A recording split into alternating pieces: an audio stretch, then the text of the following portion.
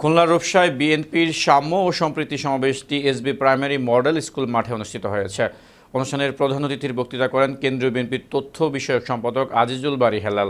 প্রধান বক্তা হিসেবে বক্তৃতা করেন খুলনা জেলা বিএনপির আহ্বায়ক মনিরুজ্জামান মন্টু।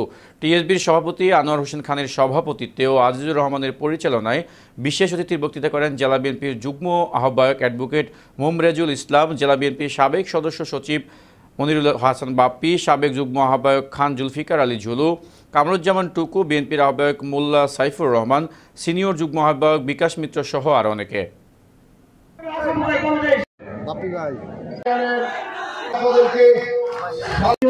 উপস্থিত থাকার জন্য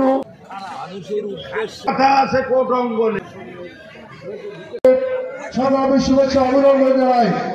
পাশাপাশি আমরা আমাদের রাজনৈতিক নেতা দেশনেত্রী বেগম খালেদা জিয়া, বিএনপি ভারপ্রাপ্ত চেয়ারম্যান জনাব তারেক রহমানের প্রতি অনুগত হন।